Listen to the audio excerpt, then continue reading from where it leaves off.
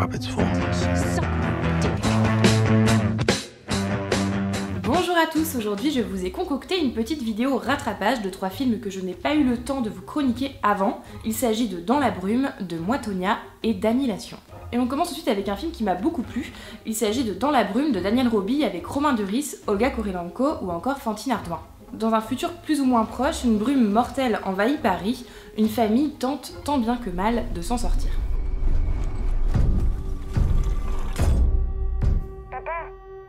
C'était quoi? L'histoire n'est pas originale, mais elle n'est pas non plus banale, surtout pour un film franco-québécois. C'est un film d'anticipation dans lequel on se met facilement à la place des personnages, même si j'ai trouvé à certains moments que les comédiens qui les interprétaient n'étaient vraiment pas justes. Un jour, ma fille, je vais la prendre dans mes bras. Et elle aura une vraie vie. Je sais pas pourquoi, parce que Romain Duris est habituellement assez bon. J'ai surtout eu un souci avec Fantine Ardouin qui joue l'enfant bulle. À un moment donné dans le film, il se passe quelque chose d'assez grave.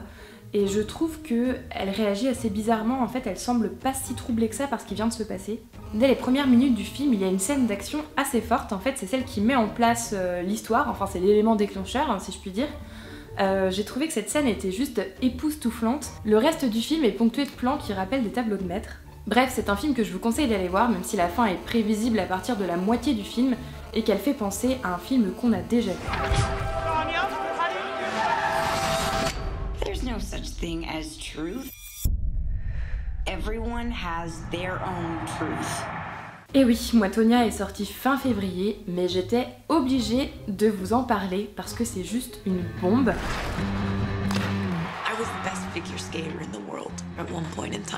C'est Margot Robbie qui interprète Tonya Harding, la première américaine à avoir fait un triple axel en compétition.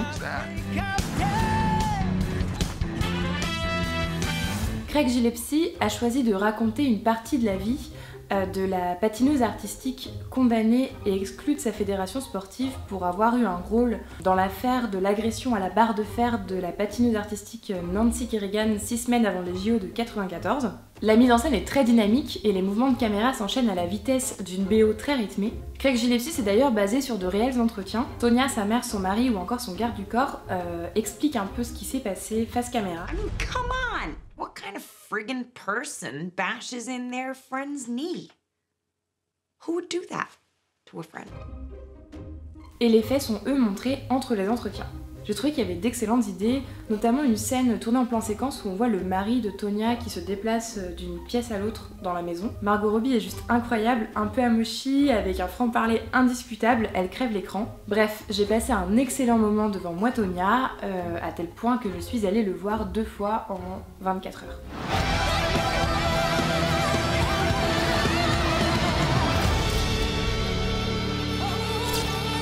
Le troisième film dont j'avais envie de vous parler aujourd'hui, c'est Annihilation, le second long métrage d'Alex Garland, sorti fin février sur Netflix avec notamment Nathalie Portman.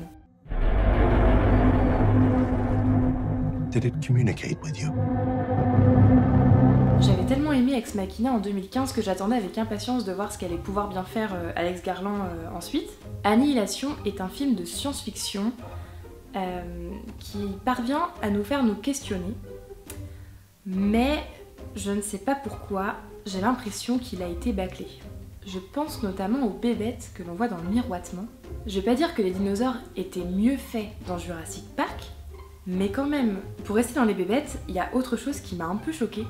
En fait, il y a un moment, il y a un crocodile qui attrape l'une des scientifiques et qui la secoue dans tous les sens.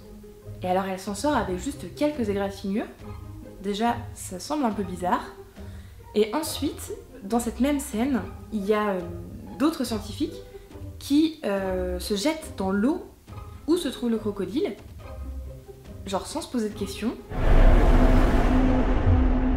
You really have no idea what it was. Pour revenir au film dans sa globalité, j'ai trouvé que le cheminement de Nathalie Portman et des scientifiques était juste trop long. Il y a pourtant plein de bonnes idées qui sont parsemées sur leur route. Je pense notamment à des mutations d'hommes-arbres. J'avais jamais vu ça ailleurs. Le dénouement m'a plus plu que la quête de la vérité. Cependant, même si j'ai bien aimé la chorégraphie des doubles à la fin, j'ai trouvé que les effets étaient trop cheap quoi. Ce qui est chiant avec ce genre de film, c'est qu'il y a tellement d'interprétations et de pistes possibles qu'on a l'impression à un moment que le réalisateur lui-même ne sait pas où il veut en venir. C'est peut-être d'ailleurs pour ça que Paramount n'a pas souhaité diffuser ce film en salle. I don't know. Et voilà, cette triple mini-critique est terminée. Je vous invite à me dire en commentaire ce que vous en avez pensé. Et si vous avez aimé cette vidéo, n'hésitez pas à m'encourager en mettant un pouce en l'air et à vous abonner à ma chaîne. À bientôt!